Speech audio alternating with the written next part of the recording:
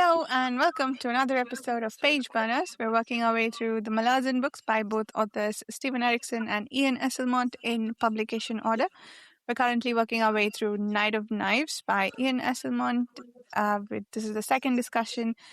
We're discussing chapters 3 and 4 or 3 and 5 depending on which edition of the book you're looking at, because I think the paperback has some missing numbers or duplicates some numbers.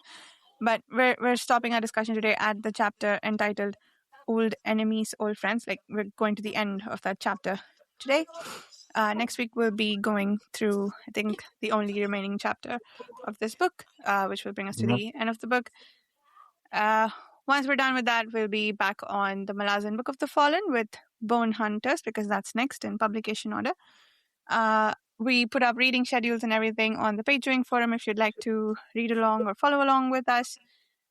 With me, of course, we have a subset of the usual group of friends. Shannon, could you kick off the introductions? Also talk about what you're most excited to discuss today. Thank you. My name's Shannon. I am most excited probably to talk about the flashbacks in Chapter 4, back to Yucatan and Dasem Ultor and all that stuff. What about you, Mirka? Hi, everyone. I'm Mirka. I wanted to talk about or ask the group about your pet peeves when reading books. Because I definitely realized some of mine while reading this book, and I wanted to bring that up. Oh, nice. That happens for me with Alistair Reynolds' book every week with speculative speculations. Carl. I'm Carl. This is my second time reading Night of Knives. Honestly, I think... Okay, first off, I found out that I did not do all of the reading and that I missed one chapter. I'm just going to fall on that sword, that happened. Due to that confusing numbering of chapters, right? Yes, due to the confusing numbering of the chapters. It did mess me up. I think honestly, what I'm most excited to do is ask you, Varsha, as our first-time reader of this book, your thoughts about everything. I think that's what I'm most excited to do. But no, I'm going to leave it at that. I know it's not it's kind of an unusual topic, but you know what? Mirka also had one, so interesting. An unusual week. My topic was going to be if everybody else was as confused as I am. So that would be an interesting conversation. Okay, so where do you guys want to start? We have some abstract topics today. Do you want to start there or leave those for later? Well, I think for Chapter 3 is Mirka's, like, in general, right? No, so before we started recording, I kind of mentioned that I had trouble getting through Chapter 3. It's a longer one, yes, but also I very much found that nothing much happened. I sort of struggled with following both Temper and Kiska on their adventures in the city. Didn't care about Temper being attacked by the leech demon or the hound, for that matter. I don't know. I was kind of bored by Chapter 3, unfortunately. And the pet peeve topic I wanted to bring up is specific to the overuse of like exclamation points and questions in the narration, especially Kiska. Let me just quickly, what a fool she'd been, ! To imagine she'd be safe anywhere outdoors, ! And that goes on, right? So, this kind of bothered me a little bit. And so, Chapter 3 was not my favorite. Chapter 4, amazing. But Chapter 3, I was really struggling with. And I would like to know if you guys felt the same way or, if you had any other things to point out about that chapter. Interesting. Yeah, I mean, I back you up. For a book this small, it's crazy to think that one chapter is just a slog. It's longer than all the other chapters too. Is the weird thing. If you look at it in the paperback, I mean, it's just it's just kind of repetitive. Not a lot happens. Slug monster. I mean, I did like the Hounds of Shadow, but I don't know. I didn't really care about the first story. I cared about more when Temper stabbed the Rude in the mouth. That I like that a lot better. But It was cool. I don't know. But yeah, for me, it was just nothing happening. That's what, and that it just felt like we were spinning our wheels before we finally get to Mock's Hold, where now things are kicking off, and it looks like chapter 5 is going to be, the plot kicks back in. Yeah, there was this little section at the end of chapter 3 where Kiska finally catches up with the one who she's trying to reach, and then they have a conversation. I was like, finally something is happening. I mean, I think they're happening before as well. It's just that I didn't care. I don't know. It was kind of slow. I think I found myself getting bored through that chapter too. And I think overall, in general, I have an issue with this book that I think is largely a me problem. But I think in general, when a book has a lot of descriptions, I have trouble following along. I do not visualize when I read. I may have mentioned this before on this podcast. So it's just a bunch of words for me when things are described. And so, and this book is really heavy on the descriptions. And a lot of it is beautiful, and that gets me through a lot of it. But then I have trouble following what's going on. I think that was part of it. I think chapter 3 was pretty heavy on those descriptions. Like they were going to these places and finding things that, like, trying to sort of acquaint themselves with this foreign environment, so to speak. And so I was trying to keep up, but failing. But also I was slightly bored at what was happening, I think. And like, not a lot was happening, yes, but also I think a lot was happening, and that was very action-packed. There were several fights, if I remember correctly, in that scene. But I still was a little bored. And I think some of it was also, another thing is, speaking of pet peeves, it's not quite a pet peeve, but it's something that, like, when I hear about a book, makes me not really want to read it, is everything happens in the course of one evening, which theoretically this book does. I mean, I it's not that I don't like books that do things like this. Like, another thing that I keep mentioning often is, I don't like books that are set on ships. But I've loved, what is that R.J. Barker trilogy called? The Bone Ships. I love that trilogy, and it's entirely on ships. So I often eat my words when I say I don't like certain setups. So Night of Knives, so far, I'm really enjoying it. But also I think there's just something which, I know this might be a draw for a lot of people, but something for me that, like, bores me to death when I hear everything happens in 1 hour, or everything happens in one night. So I think it's a little part of that too. So yeah, chapter 3, I can't really put my finger on it other than, like, the me problems I have, but I got pretty bored too. So there's a lot to talk about here. I'm going to try to condense my thoughts on each of them, so I don't just, like, go rambling forever. First, I liked chapter 3 a lot. I love how it opens with the storm riders and the fishermen. I mean, I just love those scenes. They're brief, but I find them really atmospheric and beautiful and mysterious. I have obviously expressed how much I love the prose in this book, and so that's always a delight for me. Timper's story, finally, I felt like got going or really kind of connected with me in chapter 3.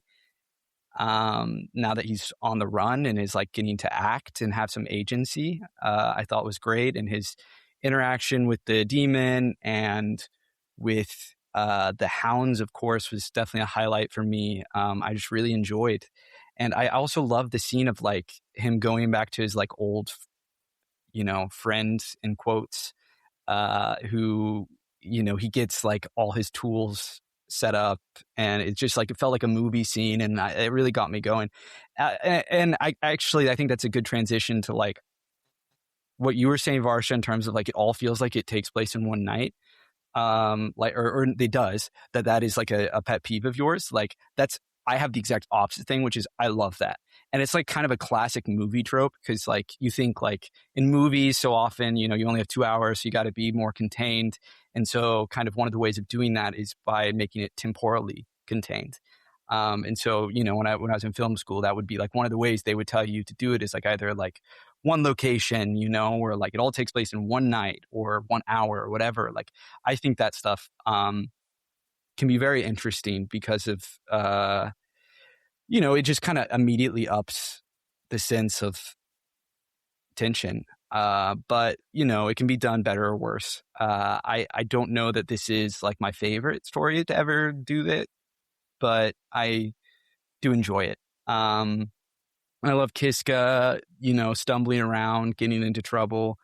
I love that they both, Kiska and Temper, meet Edgewalker.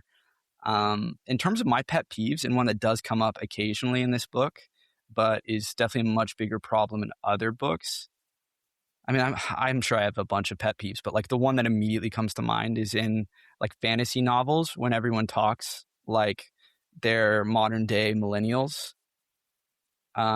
Especially like millennials who are online too much. Thankfully, Gen Z slang hasn't really like infiltrated fantasy yet, but I just like, I hate that. And it is all over modern fantasy. It drives me nuts. Brandon Sanderson's gotten worse about it. He used to be a little better, but now all of them, like they all talk like they're modern day millennials, and it drives me nuts.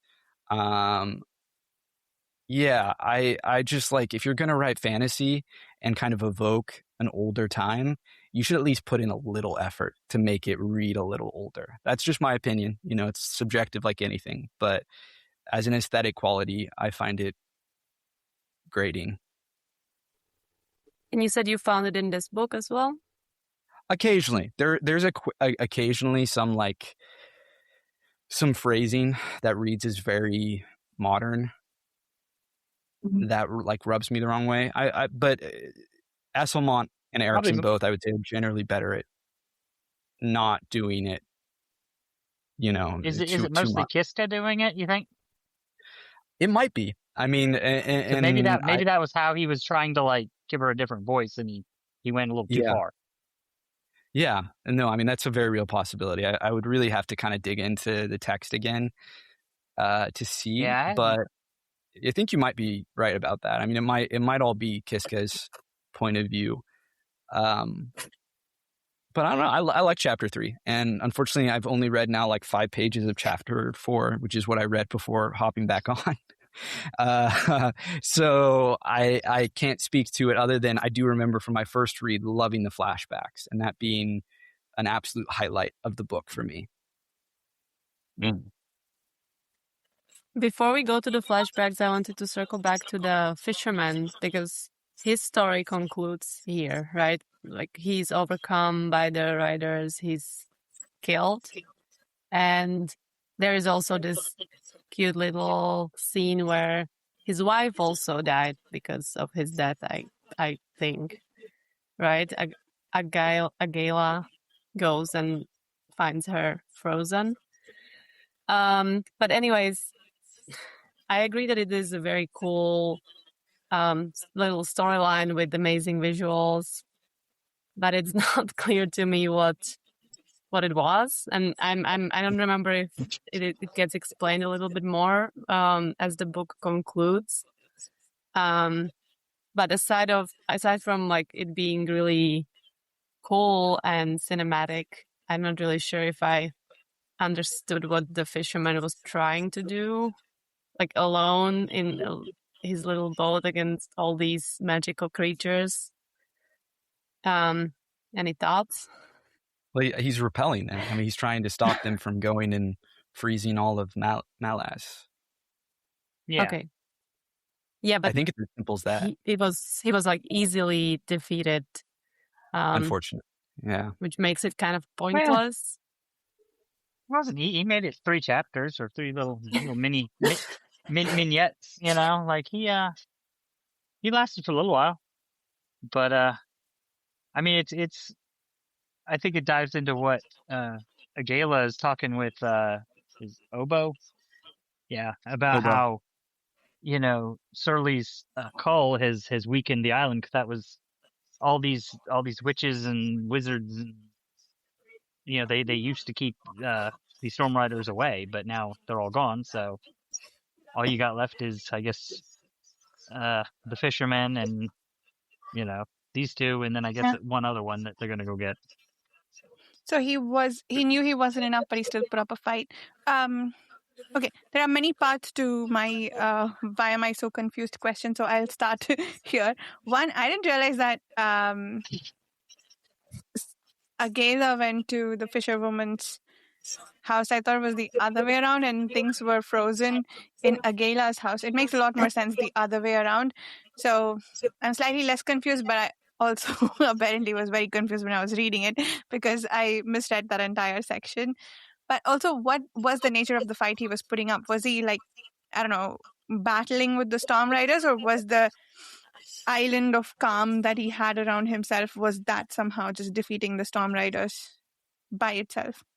Unclear to me. Yeah, I mean, either. I think he was sorcerously repelling them, but I don't know through what like specific means. I mean, I personally don't mind, just because I enjoy that scene. For me, feels like something we get so rarely in fantasy these days, which is just like a weird mythic fairy tale like little story, a little side adventure that's like not really explained, and it kind of is just like if it was a bigger part of the page count, I think maybe I would be like annoyed with it, but as it is, I mean, we'll have to wait till we finish the book and kind of see how everything ends up, but I just find it so very charming. Yeah, no, I was just looking. He didn't sing in this section right here, but in the other two, he was always singing when he was doing his magic. I couldn't help but wondering if he had like a little Tom Bombadil kind of thing going on, where his singing was his power or something. Interesting. Yeah. They also mentioned early in the book some sort of sea god. It was not male, it was something like Cham. I don't know if you guys caught that, and I was thinking maybe that's him. But then if that was the case, he probably wouldn't have died or succumbed so easily. Yeah. So maybe not. Beru, who we like hear in the early Erickson books, like Beru Fend, but as far as I know, we never meet, is a storm god. Is that right? Does that sound right? I never knew. I think so. What was his aspect? Some weather related for sure, I think. That one always seems so strange to me, that Beru Fend is used a lot in the first three books of the Book of the Fallen, and we never meet Beru, him or her. We never like really learn much about that whole deal. We just know it's like apparently a quite commonly worshipped god in the central part of the Malazan Empire. Anyway, that's a complete sidebar. Yes, he's a storm god. I just checked. And speaking of which gods they swear by, Argai Temper seems to swear by Fenner and Tog a lot, which isn't that common in the Malazan Book of the Fallen, I don't think. The only soldiers who I think maybe swear by Fenner that I remember is that group that... Hope you muted yourself. How far did I get? That group. People. You didn't tell okay. We didn't hear the group. Yeah, Stormy, Gessler, and so on. They're the Fenner worshippers, right? They are. I think in Deadhouse Gates, I think, yeah, they're the remnants of the Fenner worshippers. They make it sound like maybe Fenner worship was a bigger thing because he's the god of war. So it was a bigger thing. But then Surly and Surly's pushing out the gods and everything, I think. And they're all that's kind of left. So I think at this time, Fenner would be a thing. However, I don't think Tog would be a thing, because he was not a god yet at this point, right? Isn't Tog one of the two wolves? He's a first hero. I think they were always gods, but they were just sort of missing from their throne. Okay, he's a first. He's a first hero. He's hero. No, that's the other. That's the tiger, right? Wait, first Oh, hero the is the tiger. tiger of summer. Treach. Tog is the wolf. Oh, you're right. Tog and Yeah, who's the Tog female? and Fanderay were the Fanderay. original. Well, they were like the original gods of the Beasthold or Mhm. something. So it makes sound like, but they were separated for a long time. They come back together in Book of the Fallen. So I don't know. It seems like Right. like maybe they remember him. Mhm. Yeah, yeah. Okay. On a related note, is the priest of Finner that shows up, that is not Heberic, is it? I thought it was. Is it? Because he's Okay, got the okay. I tattoo on actually his did. face. Well- Okay, I actually did think it was, but I was like, surely, like, wasn't he an Unta? But I mean, he was probably Oh, all that's around, cool. Wait, but I just thought because of the tattoo on his face. that's why I tattoo thought on as his well. face. I think they all have tattoos on Yeah. on their faces, right? Uh, Like every single person in that cult. Yeah, I thought that was a priesthood thing too, not just specific to Heberic. But it would Okay. be cool if that was him. I mean, why else would he be mentioned? Because it's such an unimportant scene again. Like she just meets him and then that's it. Yeah. That would be very cool if that was Heboric. I just feel like why? Yeah, exactly. Why have that scene if it's not him? Truly, why? I don't remember if it was ever mentioned. Something good to ask if we talk to Camp. Yeah. Yeah. I you know what? I choose to believe it's him. One in my head canon, that's him. Yeah. It's Heberic. That's why he's there. It's a little tip of the hat to the nerds. There you go. Yeah. Priests probably do rotations in their temples, right? That's true. There you go. That's additional headcanon. But It also, yeah, you know, I that also was hoping it'd be Heberic. Yeah? Sorry? I was just going to say that priest seemed kind of happy, so kind of jolly, so kind of makes you think, you know, if it is Heberic, like he had a period in his life where he wasn't morose and somber and, you know, suffering. Yeah. So, the guy that they chose instead of Dasem, like the new fist to replace Dasem, one of the reasons they picked him apparently was because he's not allied with any god, or I forget what the word they used for that was. He doesn't worship any god. Yeah. So I guess Surly brought down the Fenner cult. Do you think Heberic's downfall was completely tied to that? Or, I mean, he also apparently spoke what the cult itself considered heresy, right? So he was outlawed. Well, yeah, I think that was his downfall, was that he had his hands cut off and was excommunicated.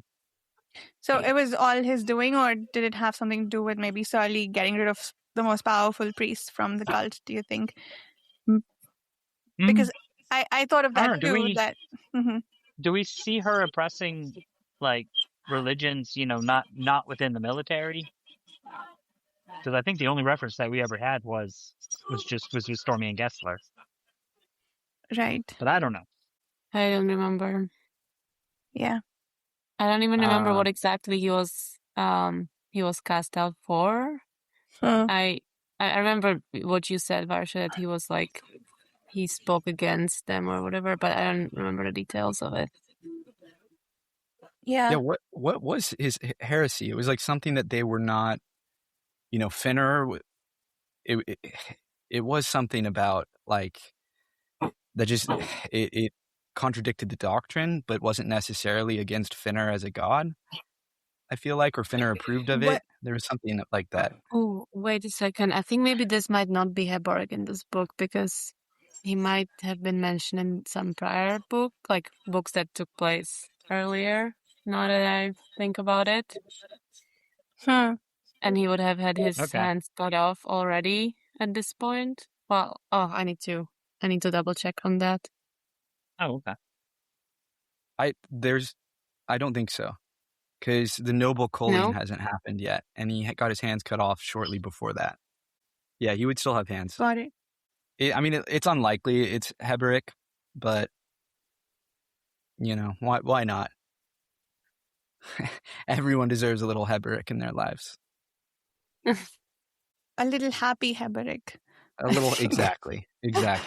We all deserve that. Hedrick most of all.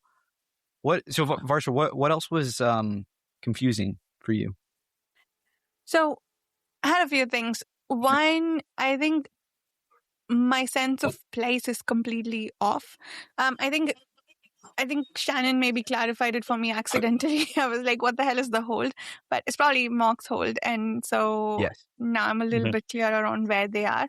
But so place, and then I think I'm a little lost on how many factions we're dealing with. And I think some of it at least is intentional because of the nature of the night and the nature of the I guess problems we're dealing with tonight and the characters and how much they because we're seeing through their eyes.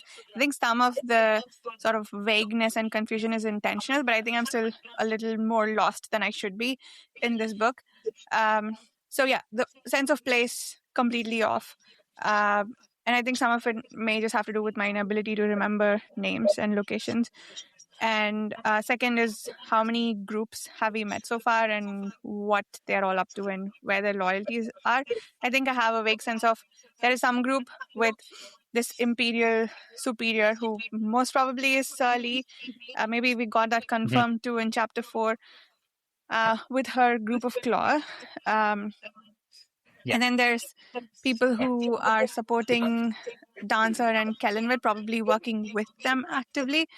And thirdly, there is a shadow cult group, and I don't know if that's the same as the group that's working with Dancer and Kellanved, or if that's like a third group that wants to see the Emperor reinstated. So that's all the ones that I know. I think that they're I the think same, I'm vaguely aware of. right? They're the same? Okay. That's my understanding, but I'm not 100% sure. That was one thing I did find confusing when we were reading chapter 3 was, yes, we have the bridge burners that seem to be loyal to Dancer, but then those same guys are killing shadow cultists because they killed the young one and then take Kiska captive. But they're in the shadow cultists seem like they should be with Kellanved and Dancer. So I was a little confused by that. Like, are we just are they confused and attacking each other, not knowing they're on the same side? Or are the shadow cultists? I mean, no, I think they are working because wasn't it Dancer that told somebody go talk to Peralt, the leader of the shadow cult? Well, I think so the shadow cultists are definitely associated with Dancer and Kellanved. And then I think the mercenaries and the former bridge burners, they're kind of an unexpected player. I don't think that Dancer expected them to show up. He's like, at the end of chapter 4, I think he says something like they remain loyal and came back, right? Or something like that. But I'm not sure if maybe they're not keyed into the ascension thing, and they're just thinking this is putting Kellanved back on the throne. So they're looking at it. So they're there to support Kellanved returning as emperor, where the shadow cultists are trying to make him a god. Yeah, pretty much, I think. Oh, interesting. That makes a little more sense then, because so they are on the same side, but they don't realize it because they technically have two different goals. Yeah.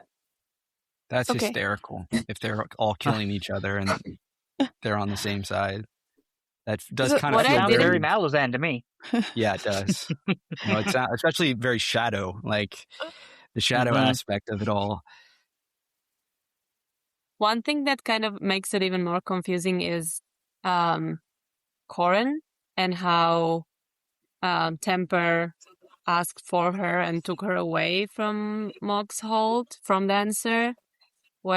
Because like, if we are correct here, Corin tried to go to Dancer and be there for him and like support the Emperor and Dancer, right? And now he's like, I need to take her, and Dancer gives her out on the condition. But like, what is Temper trying to do this whole time? Like, it's kind of, I think maybe that's partly why I was so bored and uninterested, because I didn't really see the reason behind everything that he does. Like, why, since he leaves that pub or that tavern and puts on the armor, and I was not sure why is he doing, but where is he going? What is he trying to achieve? He's like kind of mentioning all the time that he wants to find out what's going on, but is that really a reason enough to like almost get killed.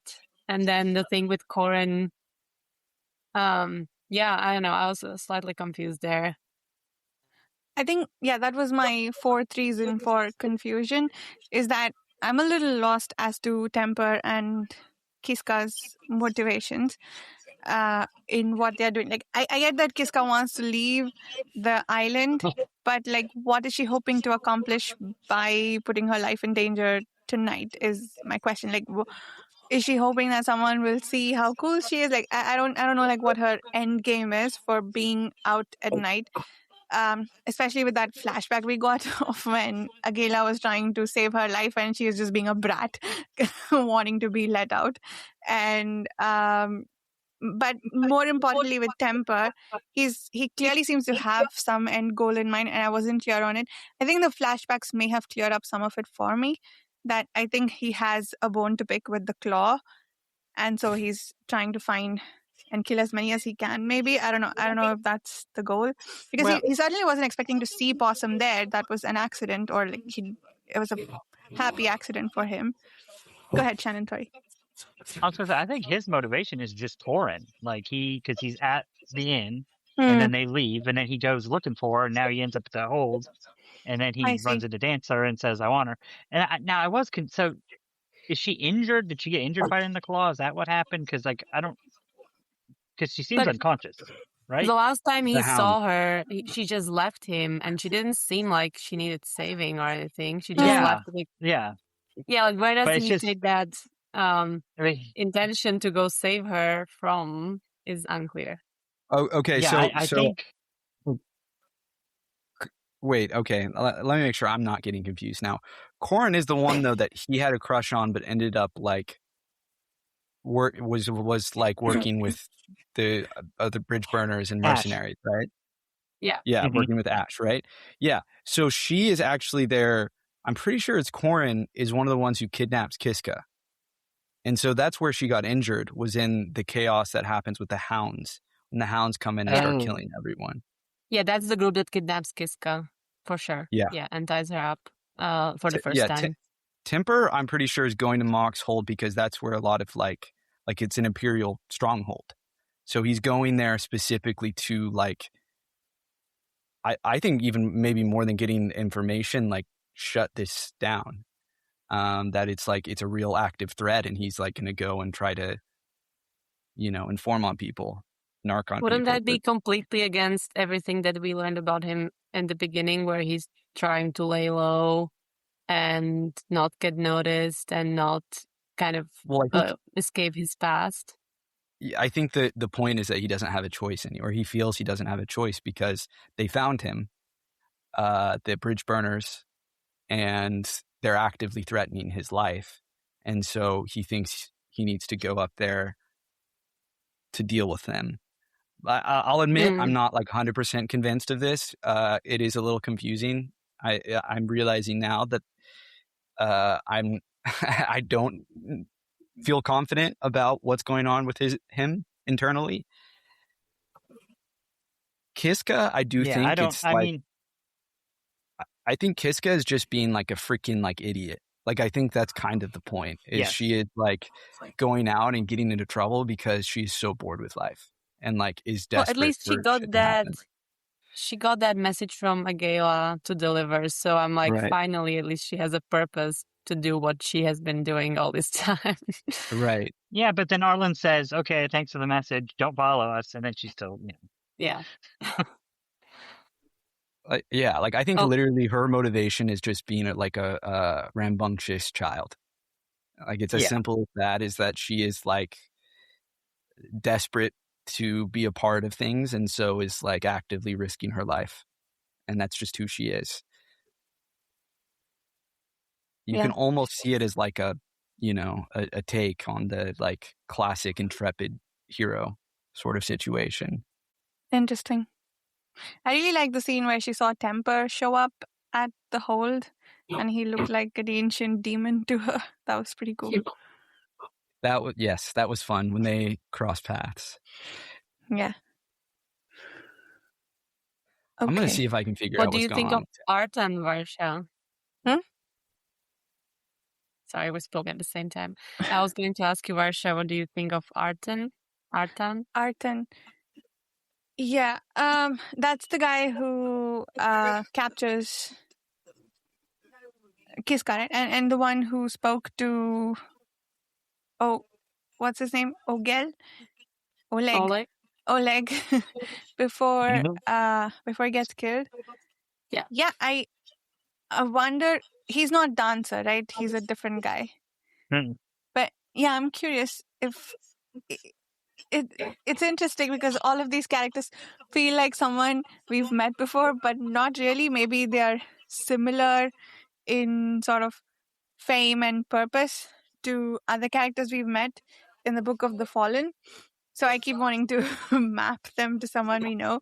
But yeah, Arden seems pretty cool, I think. I want to know what he's up to. But yeah, that's the other thing. I don't know where to place him. What group is he a part of? Is he part of like the Shadow Cult? He seems by himself right now. Okay, by himself. Except for his sidekick, Hatton, the Seti warrior. Yes. Oh, by the way, didn't they misname the Tobler guy? They didn't call him Bellard, and they called him something else in this book. Like Beluriaden or something. Yeah. Oh, yeah. That's for sure. Notice that. Typo. I didn't even notice it. Yeah, I must have just read right over it. And talking about that paragraph, I was going to say, it's really a pity Steve's not here because his best fictional buddy, Hairlock, made a brief cameo. And apparently, I don't think we got a true description of Hairlock in Gardens of the Moon. Apparently, he looked like that, like a stick figure, even before he was an actual stick figure. Stump, yeah. What a legend. Absolutely the greatest character of all time. I was so excited when he walked on the page. That was in the few pages of chapter 4 that I actually got to read before we started. Definitely the highlight.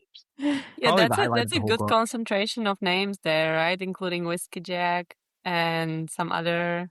A Coronis, who we've heard, but we didn't know anything. And now we know he was like an old dude with a staff taller than him. So after some quick research, it seems like Timper was just motivated by saving Corin, which I don't entirely understand, nor did I entirely see on the page, but maybe I missed something.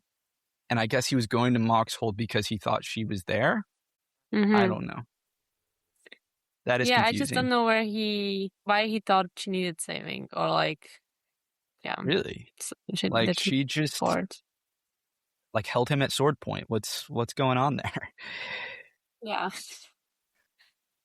kind of a Kiska move, to be honest. Very True. Kiska then. So Shannon, you want to talk about the flashbacks? Sure. So chapter 4, like half of it is going back to, it's flashing us back to the Seven Cities subcontinent, and I guess the fall of the final city, the seven holy cities, Yagaten. And this is an event that we read about, or what we heard about just a little bit in way back in the prologue Gardens of the Moon, with the death of Dasem Ultor.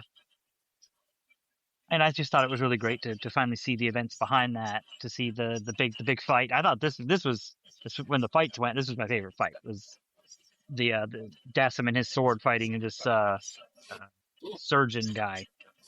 And the way surgeon was just taking him out left and right. I was like, geez.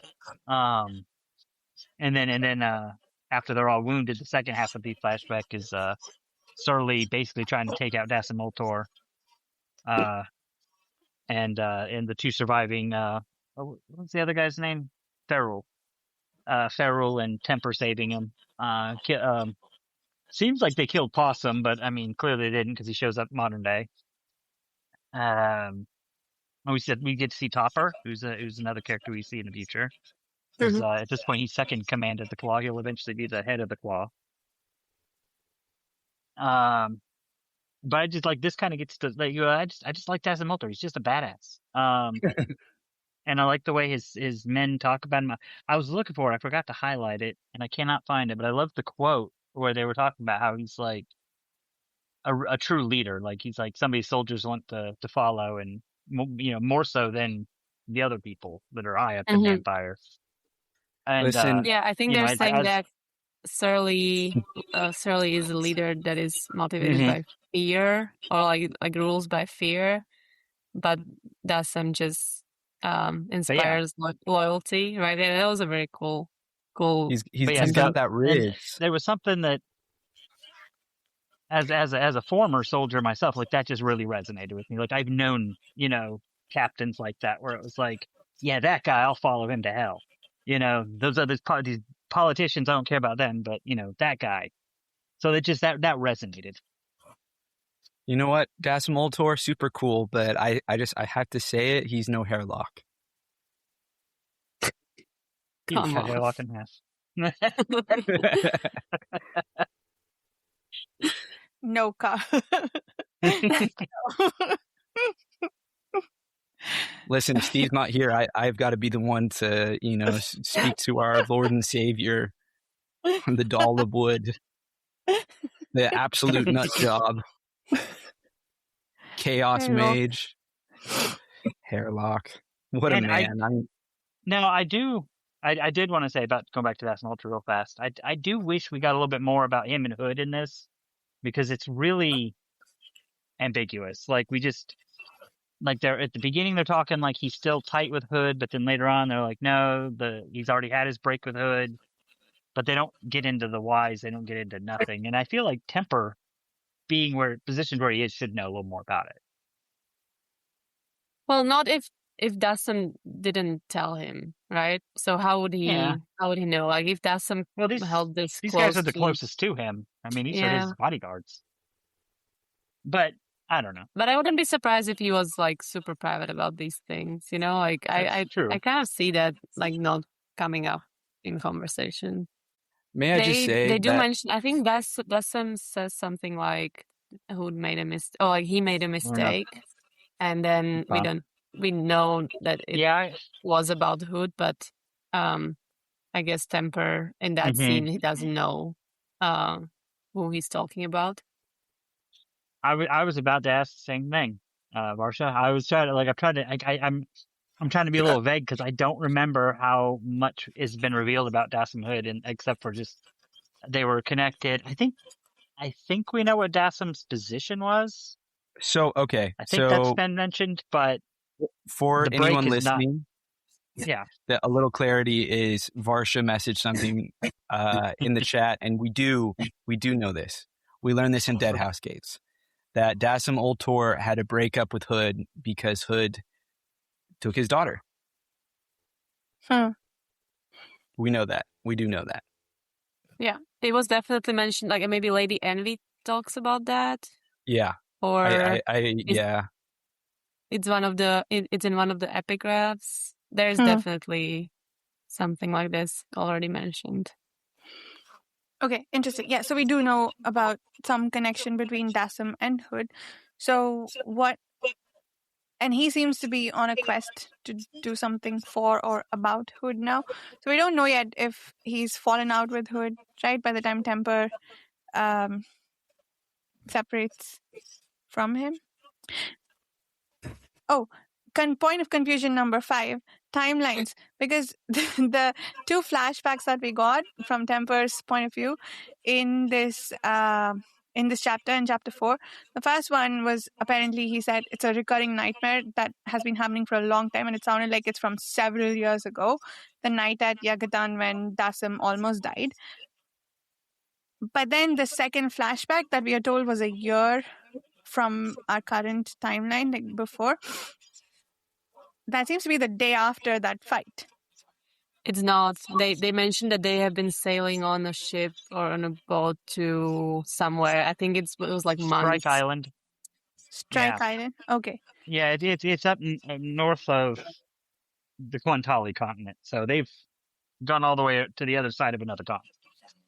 So they've gone all the way to the other side of another continent. But the guy who apparently heard Dasem and Temper is the same person they fought at Yagatan. So this is a second encounter with the same dude. Sorry, who again? Possum? No, Possum? the guy whose name starts with an S. Surgeon? Yes. Sir? No, So was that he the one, one leading the army, the Yagatan army? he died in that fight. The Holy Falad. Yeah. So he No, he was died the in that fight. champion. So he died in that fight. And we're talking about Dasem and Temper's recovery from wounds given them by this guy. So it has to be shortly after that fight, right? So, okay.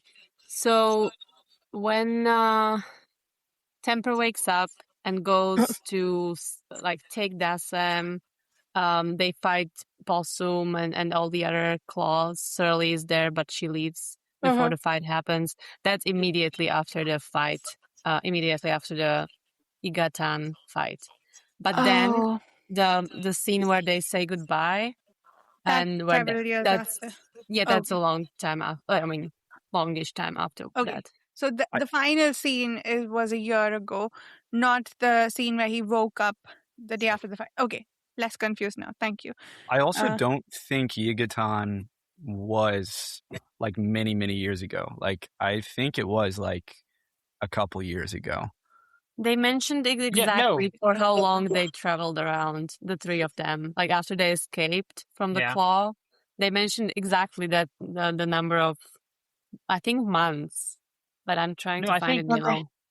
Yeah, I think Yigatan was earlier this year or the last year, because in Gardens of the Moon, they're talking about this like it just happened not too long ago. Right. And Dasem just died. And I remember in Gardens of the Moon too. Sorry, did you just say Gardens of the Moon, Shannon? Because when Paran asks Whiskey Jack that know-it-all question about Dasem, that also sounded like it had just happened, right? Yeah. Mm-hmm. So that to me makes it think, like this was months ago, Yeah. But why did he say that thing about the nightmare? Like it's been something that's been haunting him for years. Did it say that? Yeah. Okay. Wait. I don't know sounded that like it did. Maybe it didn't. It was his old nightmare, the one that he relived over and over, dreaming and awake. Yet it had been a long time since it had returned. Okay, maybe just a long time since it had returned. Fine. Yeah, I understand why from like the way it's worded, you thought it was a longer time, but I don't think it's like it's that old. It's just an old nightmare in terms of like, when people say an old nightmare, you do normally think it's like, oh, it's been years and years and years, but I don't think that's the case here. Okay, yeah, that makes sense. They say a month, actually. I thought it was more. Yeah. But, they walked north through passes of the Talas Range, etc., etc. A month later, they landed, thin, sunburned, bearded, on the Seven City coast south of Aran. So, the goodbye scene is a month after the Battle of Igatan. Okay. So the old nightmare plus long time since he's had it all happen over the course of about a year. It seems like. Okay. Yeah. Sure. Which is fair. That's fine for it to be the case. I just got confused by it a little bit. Yeah. Okay. Sorry. What were we talking about before I led us on this detour? I think, Dasem and Hood. Yeah. I was looking here on the wiki. Actually, we do know pretty much everything because Gardens of the Moon, Deadhouse Gates, and Memories of Ice have almost all of it, which is I don't remember this. So Hood used his daughter in the time of the chaining. I guess the last time of the chaining when they chained the crippled god, and then Dasem recovered her years later, recovered her, and then put her in Tremorlore, which is the dead house over in Seven Cities, where we saw her body just laying there that one time. So and then Oh, and that's why I remember Lady Envy, because I think when she talks to Kral, she says maybe if I was at the chaining, Hood wouldn't have taken Dasem's daughter, or something like that, right? So she kind of blamed herself for that whole thing. That's what it says here. Oh, okay. Yeah, Envy blames herself. She said if she'd attended the chaining, Hood would have used her instead.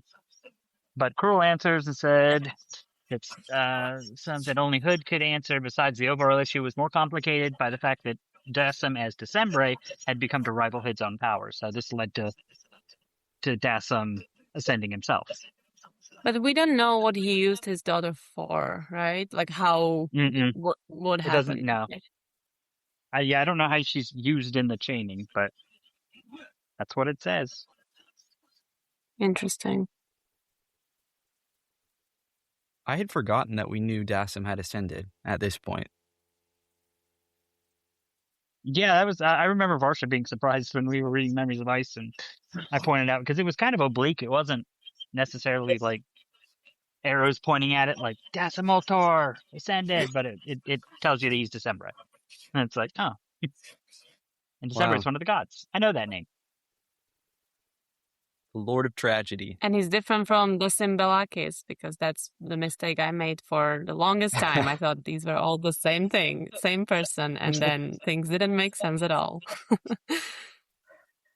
That is, again, the problem with the names. When you have similar names, but characters will also have multiple names, and sometimes their multiple names sound similar.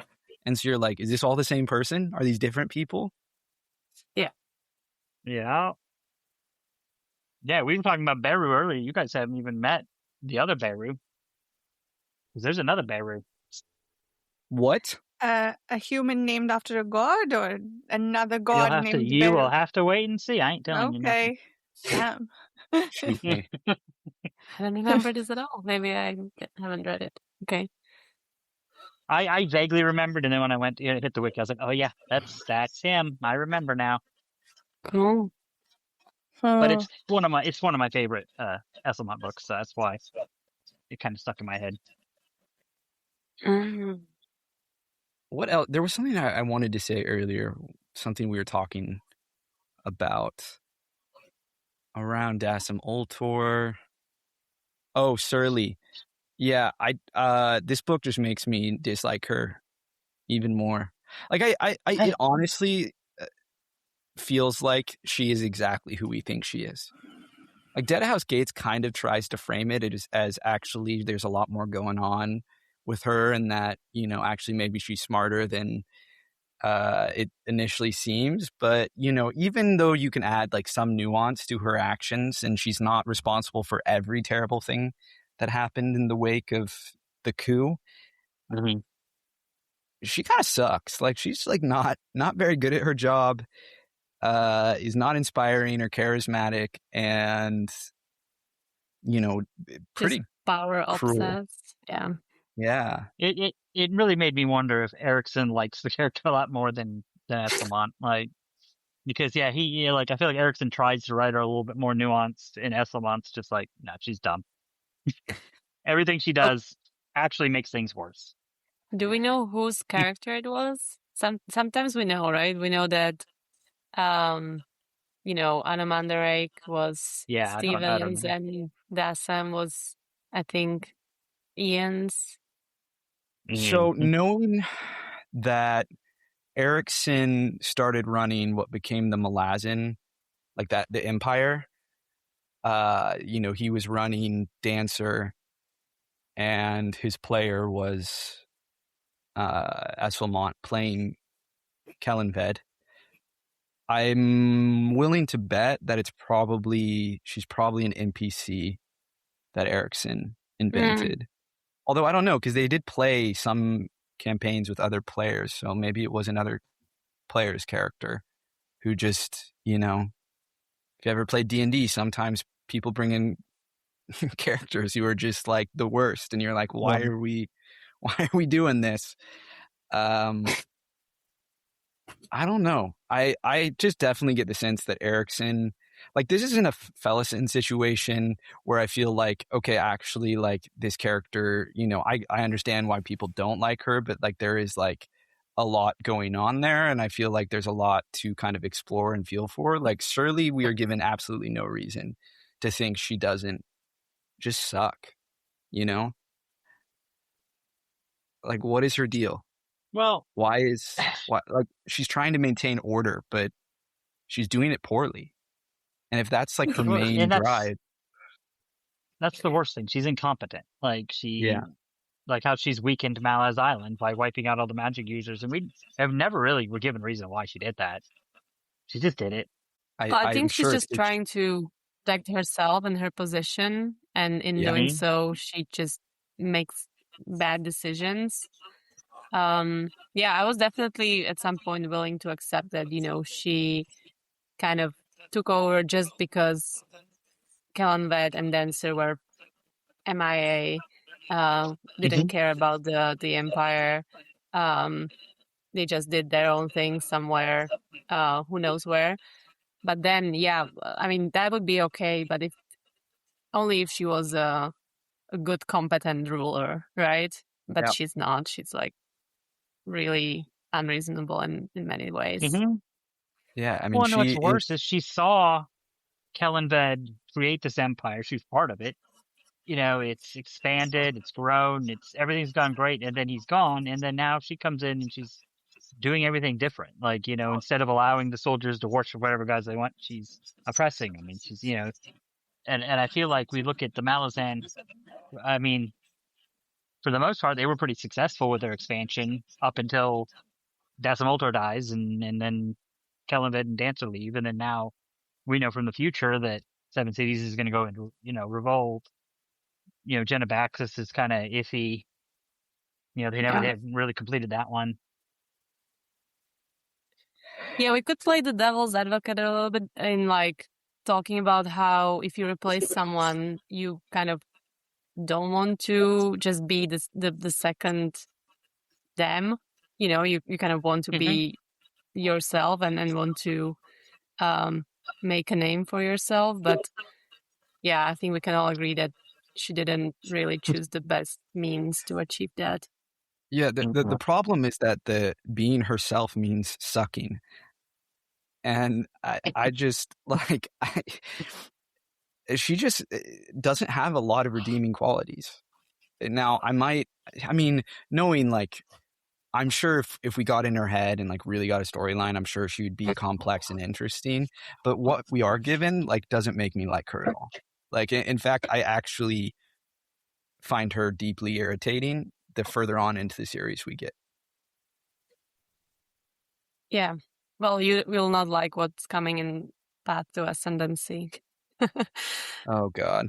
Oh, no. Yeah. Yeah, maybe she does just like... Maybe she is just meant to suck. I mean, the way Erikson talks about her, you would think she's like actually really nuanced and complex, but I don't know. Maybe she isn't. Before we wrap up, also I wanted to say Dancer makes an appearance. Yes, my and favorite it's super scene. cool. Yes, He's like arrogant and confident, and when Temper tries to like suggest that they might fight, Dancer is like, "Don't be foolish," which is just so cool.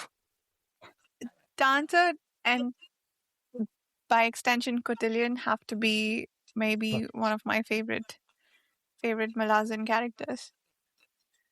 Well, no, sorry, Dasem has gone to the top of the list somehow. I don't know how, but just like in this flashback, he's but yeah, I love that scene with Dancer. Is literally right absolutely there. Brilliant.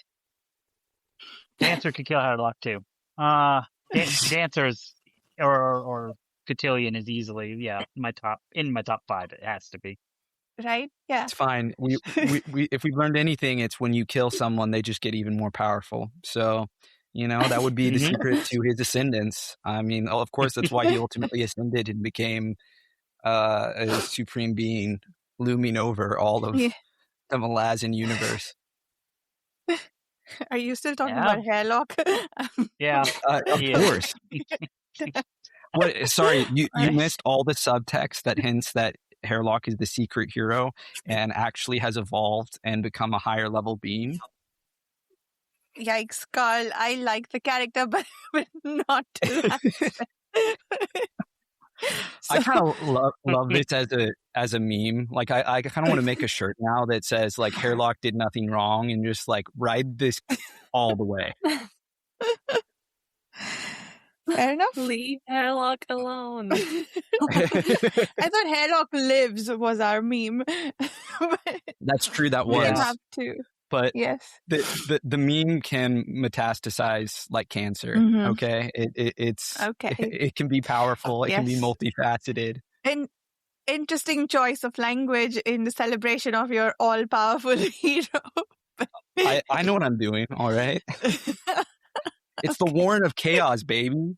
It's not the Warren of being a boring straight edge.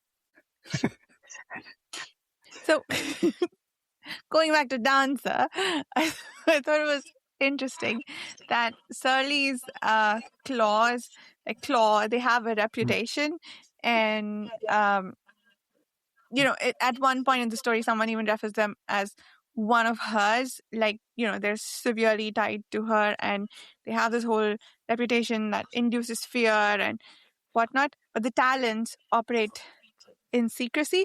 Many people even don't know that they exist, which I thought was a really interesting contrast between how Dancer and Surly run business.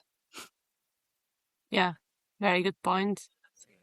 And that just ties us back to how Surly doesn't really make reasonable choices. I mean, she's just let's have this secret group of assassins that everyone is going to know about. Yeah, she looked at what Dancer did and said, "Oh wow, that works great. Let me do the exact opposite."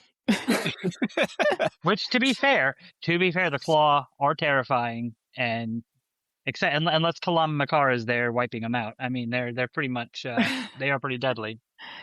So Kiska wants to be one of them, right? So they have this reputation that spans a lot of places, and I think we saw that in the Book of the Fallen too.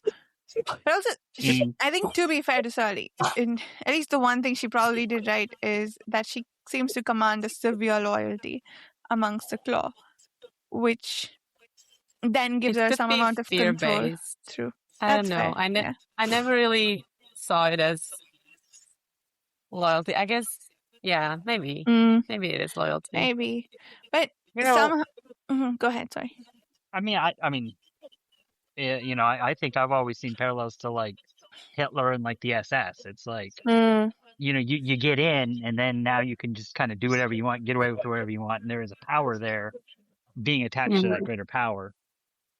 And that's kind of, at least not all Claw, but like a lot of Claws do seem kind of skeevy. So I don't know. That's kind of a parallel I've always thought of. Yeah. Interesting. Which also, I think somehow for me, the aspect of secrecy, maybe that, or just, seeing what Dancer did in that, 2-second scene that we got with him, gives me a greater sense of competence about the talents than the Claw, even though the Claw are deadly, and we've actually seen several Claw in action in the Book of the Fallen. To know that they sort of deserve this reputation, I feel like the talent are maybe far deadlier than the Claw, just based on the whole like secrecy thing and just how Dancer handled we that saw situation. some talents too, and they were highly competent, right? That's true. Baldine was. The flip side is we know the Talons got wiped out, so the Claws successfully purged them. I mean, they're not obviously they're not entirely gone. Hugely general. Like we know by this point in the series, right, that they're still around in some form, but the majority of their organization was cold. Yeah. Well, and not only that, they're eventually going to be replaced by a fake Talon. Right. In the last book, well, not the last book, but the last book we read.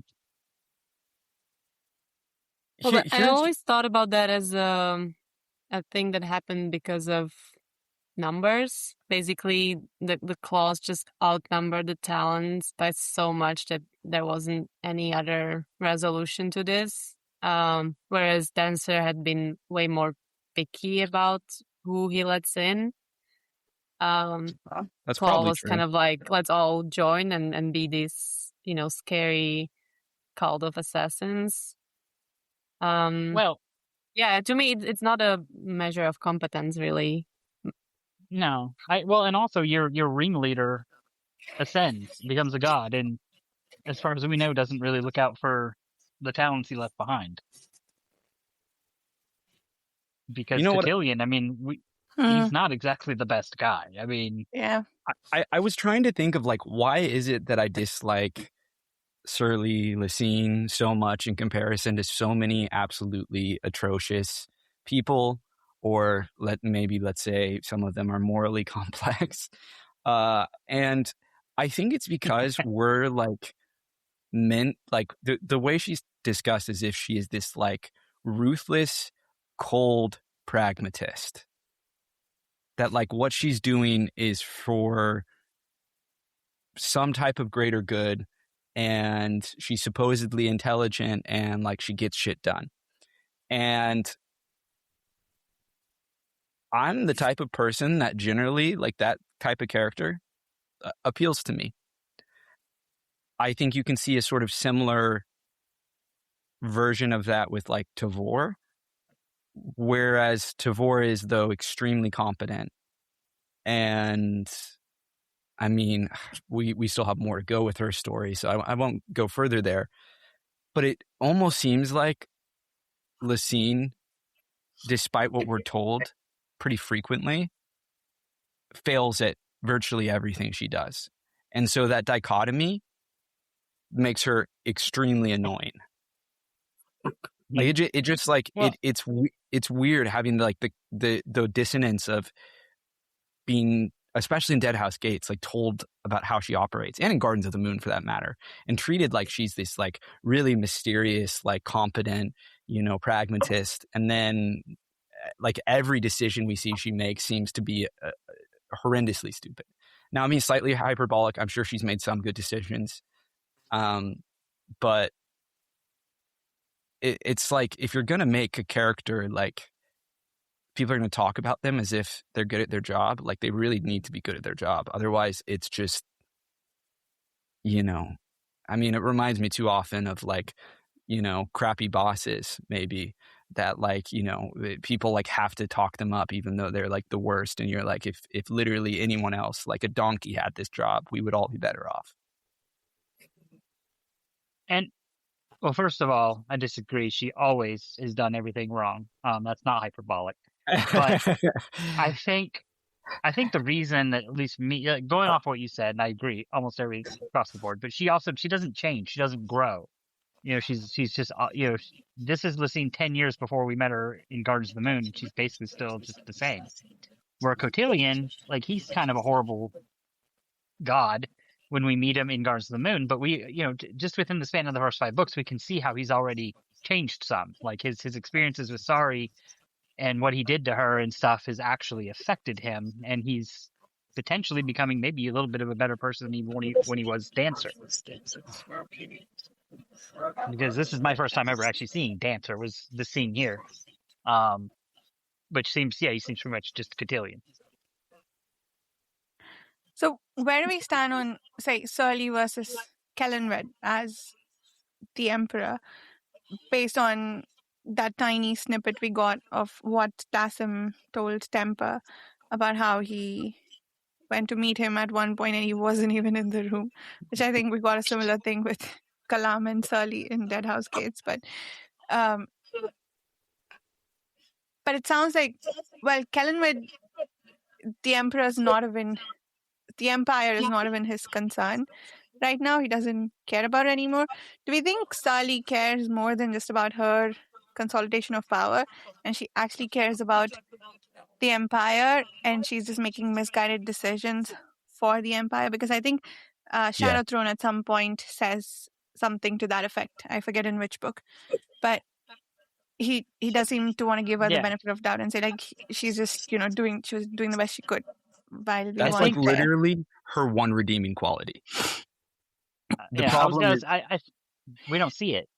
Yeah.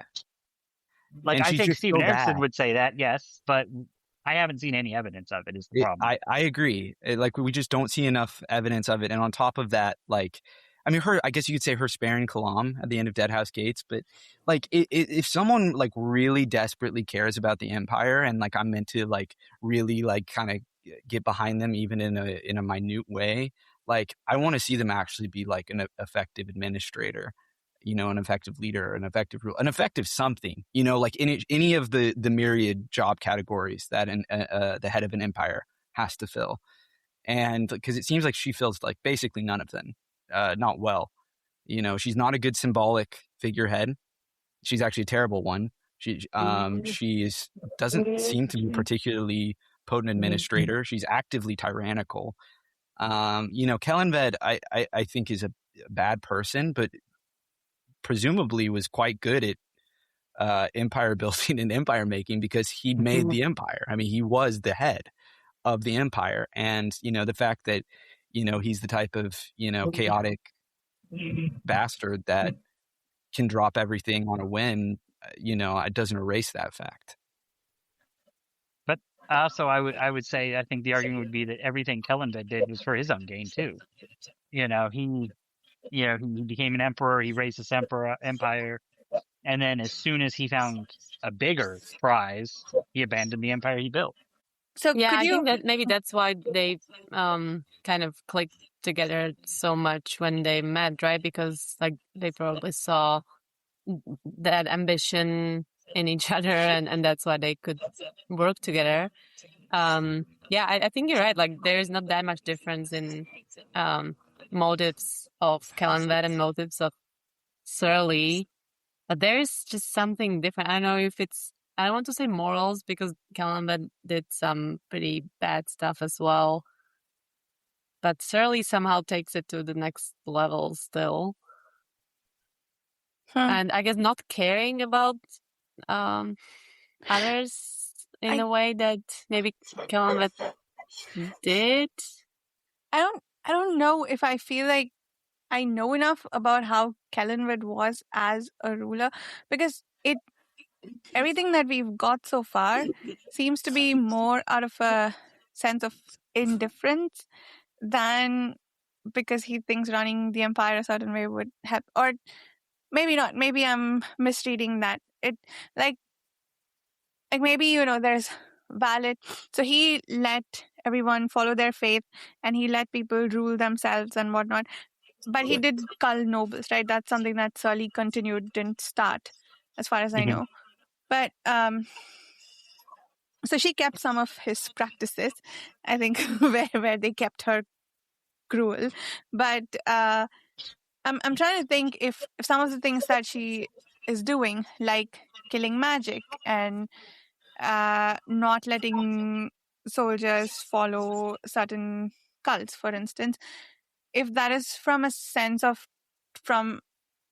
maybe misguided, but from an effort to undo whatever she saw as the damage that Kellanved did. Like if they just have differing opinions on how to run things, and if Sally's trying to fix something to whatever end, then yeah, I don't know. For me, I don't have enough to judge either of them. That's my larger point. I feel like they were both pretty bad in their own ways, just based on what little I know at this point about how they ran the empire. But I don't know for sure that one was definitely worse than the other. Maybe Kellanved's competence was accidental. I don't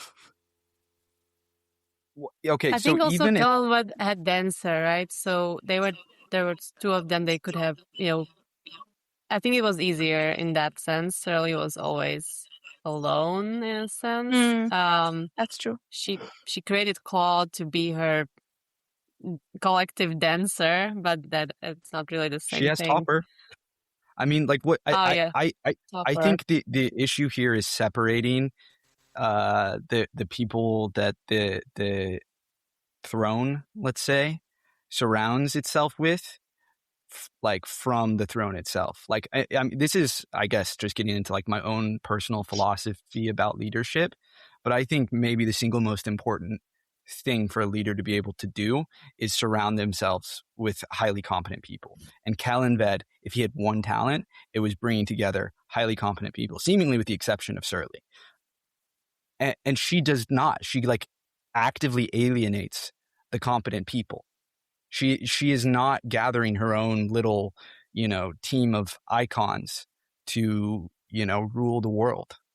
And certainly I'm not going to like stand here sit here, as it were, defending like empire building. Like, obviously, I think that's a moral wrong, but like Kellanved was good at it. Like he did it very well, and I think you can see, the nuances in the series of his empire building. Like, there's a lot of horrible crap that came out of it, but there was good stuff, like roads built all over, right?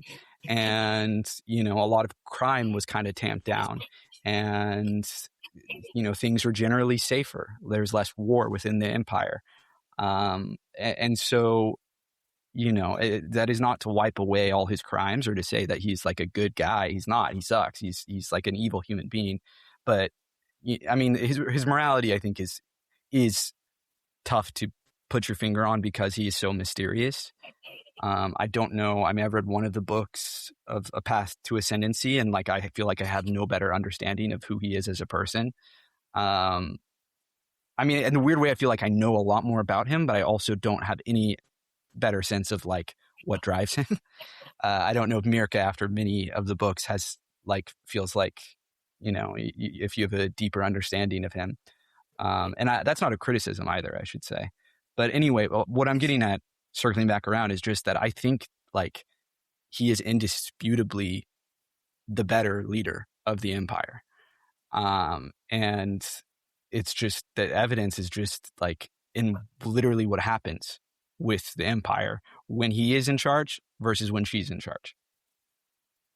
I'll just say real quick, in those books that describe the beginnings of the empire, Surly is portrayed as highly competent and crucial to those initial stages of their plan. I don't know what changes, or like, I guess that could be an ongoing debate on where she lost the competency she had. But yeah, I guess just to comment on something you said, Carl, I think she used to be competent, and that's why that's what Kellanved saw in her when they teamed up.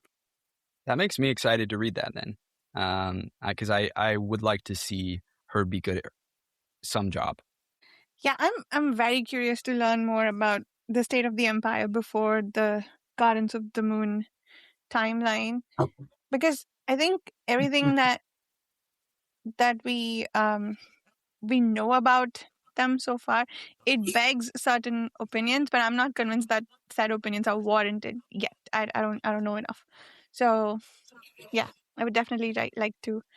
Apparently, it's not scheduled for if we are continuing to follow the publication order. The first book is the 25th published book. I was just looking. Oh God! So I was like, how far are we away? How about we do a So we'll side have to quest at some point? I really want to get to those books, but I would be down for a side quest. yeah, let's figure something out. But yeah, I don't think I want to wait that long, but we'll see. Mm-hmm. Especially since we're all rereaders, I'm not sure if Dan would be so excited about side quests. Yeah, I think he wasn't even keen on like this detour, right? So maybe just the rereaders can do like a side quest thing, and then we can do a reread or something when we get to it in the publication order. We'll see.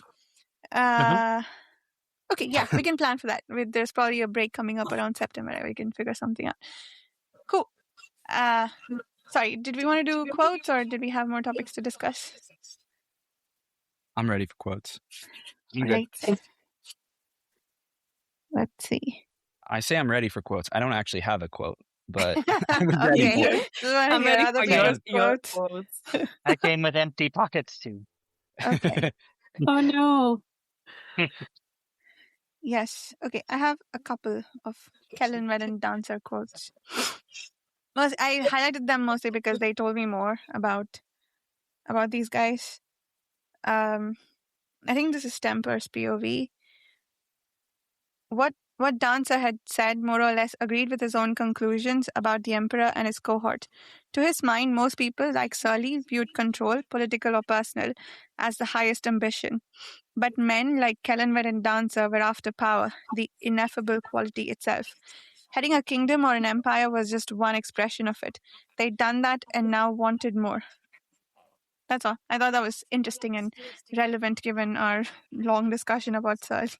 That's good stuff. I got one more. When Temper encounters Dancer, this could be it for him. No one could match Dancer. The man was an artist at murder. In fact, so subtle was he that many had forgotten that Kellanved had a partner. The worst kind of killer, the kind no one notices. And the slippery bastard was supposed to be dead too. Okay. So not only is his secret organization secret, he is secret, sort of. So, yeah, I love that. And I also love that we saw the evidence of that statement. Like, he's what was this? Artist at murder? Or Yeah, no? artist at murder. And yeah, I guess we saw some of those scenes in, where was this? House of Chains, when he comes to the oasis and does his thing. yeah. I think Callum is equally impressed, right? Or also on Rift Valley when he interferes. So yeah, I really like that. There are these scenes that prove exactly what is said here. That the reader is like, oh yeah, I know. Yeah. Cotillion was a character that really, really grew on me through the course of the Malaz Book of the Fallen. And like it made me want to read the Path to Ascendancy books because I wanted to understand the man behind the god. So What I can tell you is you get, like, you definitely have a much better understanding, and he feels it's an interesting portrait that is painted in Path to Ascendancy. I've only read the first book, okay. But in the first book, I mean, it's called Dancer's Lament. So yes. You know what? I did find a quote. I like this one. This is from Temper's POV in chapter 3. Mm-hmm. His mouth dried from a new sort of fear, the dread of one's senses corroding. This was his worst fear of the Warrens, the way they could twist the mind. Physical enemy he could face, but insanity, how do you fight that? Old Ringle's warning echoed, the bloodshed summoned it, fiends and worse ruled this night. It's really the first part of that I particularly like. I mean, for one, I just really love the phrasing, the dread of one's senses corroding. Corroding is such just a rich verb to use to talk about one's senses being just demolished. And I think it just adds a lot to, the feeling of horror and the atmosphere of dread around all of this. And I also think is something that Erikson often portrays in sort of an understated way in Book of the Fallen. Like, often the Warrens get kind of dreamlike, and it's hard to tell, passing from one to another, when the environment's getting weird. And it's nice to see it sort of highlighted also that that's intentional, that your sense of reality blurs. Yeah, I like that. I also liked the additional bit of lore that, and maybe we've seen some instances like this in Malaz Book of the Fallen, but I forget where. But the shadow moon is sort of thinning the reality between the Warrens. I'm bringing terminology from other series here, but I really love that. About what calling upon a Warren means right now, and what that could do to you if you're a practitioner. Anything else? Oh, lastly, on the subject of Dancer's appearance, I wanted to say, I think this wasn't quite the way it was written, but sometimes I do visualize and it never resembles the actual image. But I feel like he was like a smoke figure that sort of assembled together somehow. Maybe I'm thinking of a different image when Cotillion shows up in the books we read, but I made it up in my head, but I kind of like that picture of him, how he showed up. There is some language about how the shape sort of took effect in front of Temper, but I don't think it's quite the smoke thing that I had in mind. But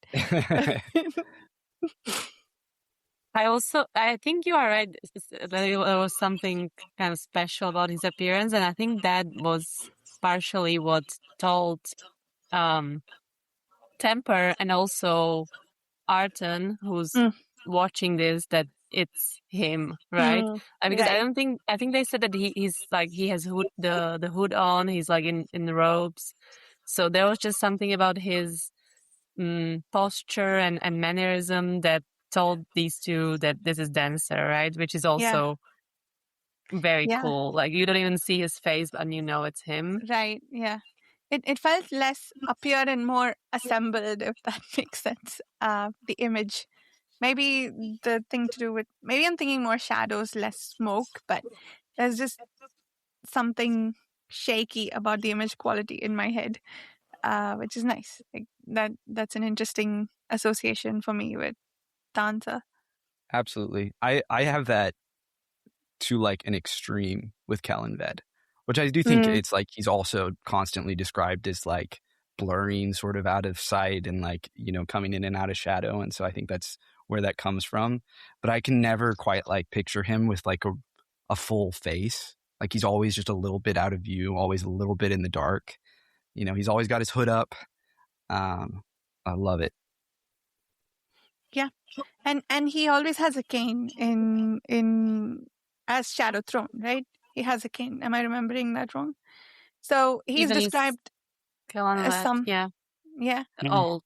Yeah. Yeah, Wait, he's what? described as like with white hair and maybe old looking. So was he like old when he ascended? Yeah. I can't tell. Interesting. We'll have to wait and see. We'll have to reach Shannon back to knows and is not Descendants. willing to share. Okay. Anything else before we wrap up?